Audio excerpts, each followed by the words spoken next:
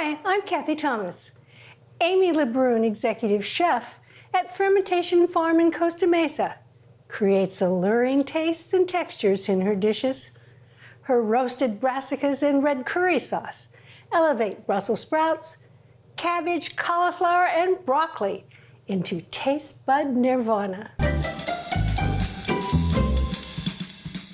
Cruciferous vegetables are so nutrient dense and you make them so delicious. Thank you, Cathy. We're gonna make some brassicas today with our red fermented curry sauce. Oh, it sounds delicious. I can hardly wait. I've tasted it. I know how good it is. How do we start? We're gonna make the sauce. So we're gonna turn this guy on right here. All right. And then we're gonna add quite a few ingredients. So All right. I'm gonna start chopping some ginger. Ooh. The skin on is okay, because we're gonna blend this in the end.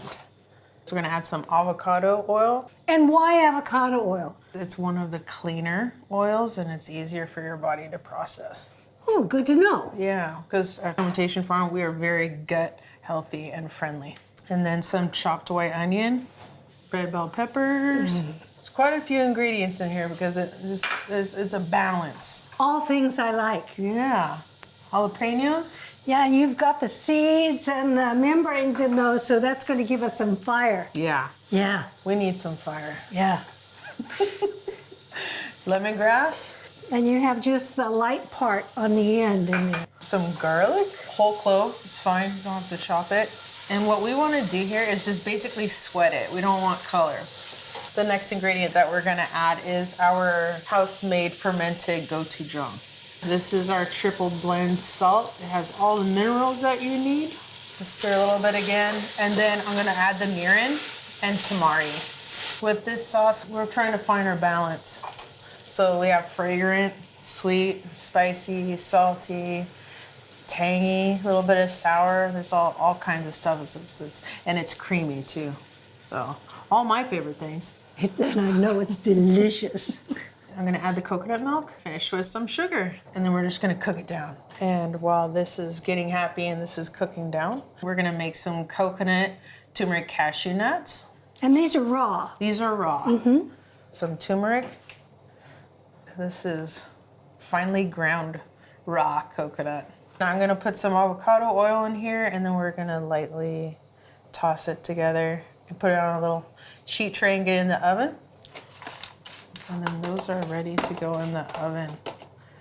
So I'm gonna start grabbing and reaching some vegetables and cutting them. Do you mind charring the cabbage? No, I'd be happy to do that. Okay, cool. I'm gonna grab these turnips. And you're not using big, mature turnips, you're using the babies. I learned the hard way. I thought the big ones were pretty, and I cut them all up, and they just had like no flavor, and they're kind of woody.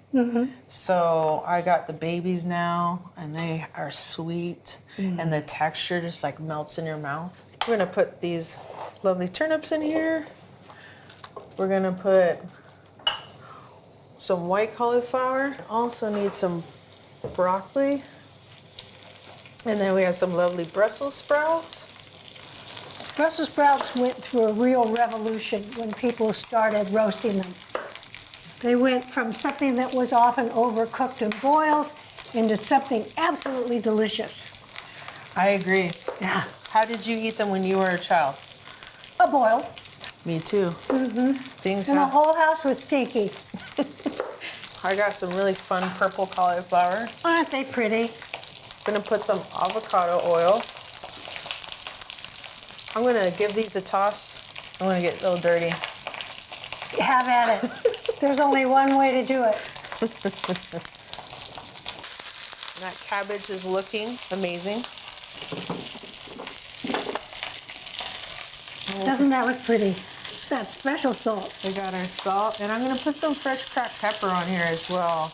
And then we're gonna put these in the oven. Take this here professional Vitamix and ladle equal parts of the liquid with the vegetables. So I'll just blend it like 3/4 of this full at a time. There's a lot of heat in here.